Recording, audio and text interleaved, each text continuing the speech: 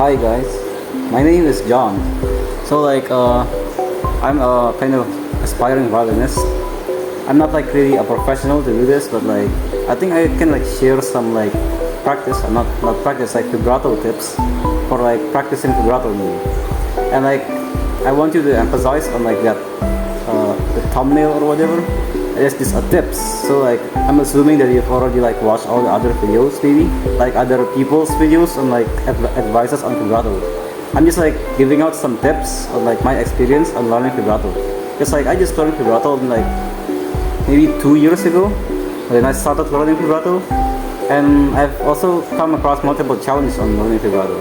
So like today I think I might share with you guys about like the challenges I faced when I was learning vibrato. So like I'm assuming you guys already know this. So like we got the usual, what do you call it, like onion flat motion, and like that's actually very important, you know, like it's like actually true that it's being used a lot in vibrato, especially in good vibratos. The other thing is like vibrato is kind of like you need like perfect form on your left hand. It's like if you can do a good vibrato, that means you've already got a very good left hand posture. Besides that, of course, like the shoulder posture, you should be able to like do this without like it falling easily, so that you can just like kind of like press your thumb easily. Like it should be like this, not like this, not gripping the violin. You should like be able to rest the thumb easily and like just let it hang there and add the fingers. So now like I'm assuming you guys already like watch other people's videos about vibrato. So like now let's just like kind of do slow, as like they already taught. Also like slow practice is actually very important. Like vibrato is a very fundamental thing, right? You're gonna use this for like the rest of your life basically, as a musician or as a violinist especially. So now like the usual thing, of course, you should start slow. And now like for some people I think it might sound like this.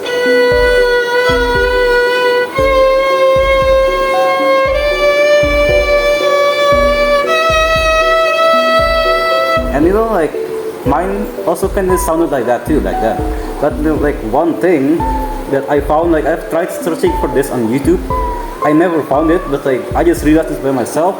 So basically, like one very key point thing is that your index finger actually should not touch the neck here. Like this part should not touch this part. Like it should kind of like hang. That's why I'm emphasizing again on like the importance of having a good structure, form, your fundamentals, so that you can actually do this without like the violin falling apart or something. So like when you like let go of this, it becomes like so much easier. Like look, to see, it can actually like curve.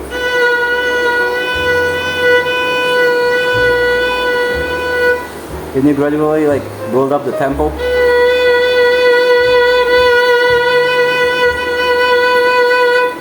Of course, building up the tempo is like gonna take quite some time, so like you need to be very just patient about it. Nothing comes very easily, especially. You need like slow work. It's gonna like probably take like about like a month, but after like you already did that, it's just gonna stay with you forever. So like it's very important to do that. Other than that, you know, I just like found out about this like about like few days ago, I think. Like turns out I was doing vibrato like this before. You guys notice any difference? The difference is like basically like the thing is I was kind of like holding it like this, you know, like kind of using my tip to like try to vibrato, and that turns out not to be very efficient, you know, because like there's less surface area on like the string. If you try to like very heavily do vibrato, it kind of still works, but it's not as efficient. But like I guess it still works, but like yeah, it's not as efficient, you know, not as efficient. So what I found is turns out that if you just put this sideways, like so that the hand form is more like this, not like this, it actually you kind of have more like surface area on the string, and it's easier to even bend your fingers. You know, like with like. So as I was saying, basically like doing this, like this motion, like turning it more this way, I think you will have like just like better vibrato because it's like a lot more efficient. Like compared to this, for example, may not be that noticeable, but like in like double stops,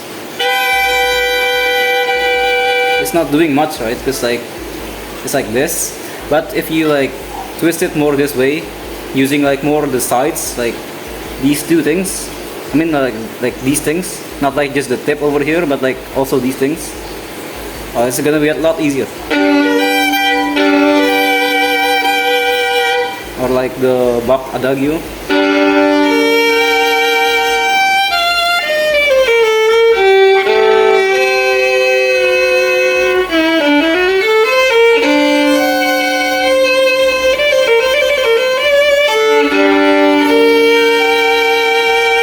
It's like a lot easier to do vibrato on those. And also another thing about vibrato, I think like sometimes people has like already learned them actually. Like for example for me, like back like 2 years ago, I kinda already got the basics. Like I can vibrate a note, but like I just don't know where to put them on like when playing, especially orchestral pieces. But like to that, I think like you should like try to find like very melodical pieces, you know, like orchestral piece especially. Like orchestral piece, like actually they're very good for like vibrato usage. For like my local orchestra, there was like once this song called "Over the Rainbow" from like I think the Wizard of Oz or something. Like they adapted into an orchestra.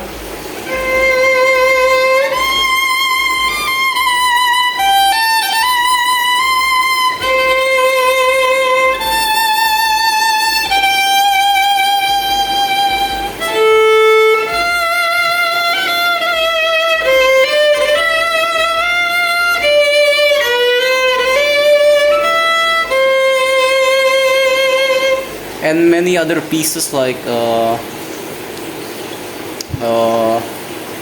let's just say like basically any other slow piece, you know. Let's see what piece. Well, like let's say the Bach Adagio as before.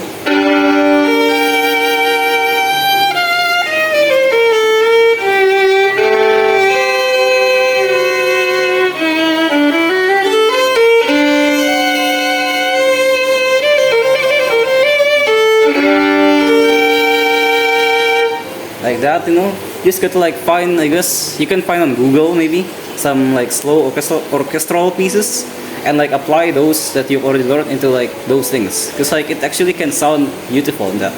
And like vibrato is very heavily tied to shifting. Like I guess I'm gonna also give some shifting tips. Basically when shifting, like let's say to third position, if you notice something, like what I'm doing is like I am using the like the lower tone shift something.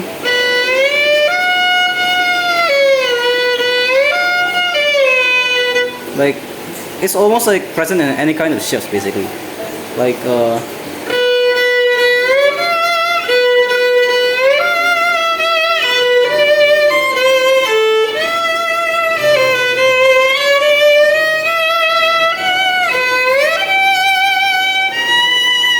in the Mendelssohn, and basically in like almost any other shifts, like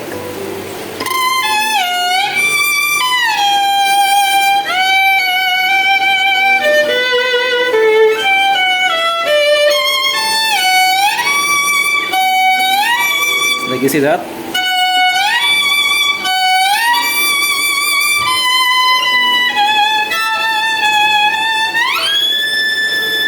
Like vibrato is very heavily tied to shifting. So anyway, I guess that's all that I have like to share for you guys. Those things are like something I found myself because like I searched on YouTube and I couldn't find any of them while still like being incapable of doing vibrato. Like especially this one, this part, like this not touching this is like very monumental. You know, I was like, damn, what the hell? What have I been doing this entire time? Like what the hell? Like back then my vibrato was like I can't do vibrato at all. But like after that, it's actually like gradually, like not gradually, I guess gradually, but there's also a massive improvement before that. Like almost immediately, like it's very different. So I guess like that's all for today that I can share with you guys. Hope you can like use those to like improve your vibrato. I guess to like maybe people who's trying to figure out how to do vibrato. If you have a teacher, I think you should like ask the teachers, you know. Like vibrato is a very hard thing to learn, especially if you're learning it by yourself. It can very easily go wrong. For me, like I guess I've had a lot of experiences where like I guess I learn things the wrong way, and it's gonna take quite some time to like relearn it the right way. So like if you have a good teacher, you should ask to them. But I guess for some people, like myself, my teacher back then doesn't really care much. So like he doesn't really help much. So I get to find things my own, you know. So I guess mostly self-taught at things. It's like I do like try harder things on my own, and I guess I try to find things. So eventually, at the end of the day, violin playing especially, it's just about like experimenting almost, trying out new techniques and like figuring out what's best for you. And like there's no like real specific way to do vibrato. If you can do like something else that actually works, then like I guess that works for you. I guess like we all have like different hand size. My hands kind of like a bit short on the fingers, but I guess it's usable, you know? Still usable. So I guess that's all for today. Keep practicing. I hope you can do better vibrato. Bye.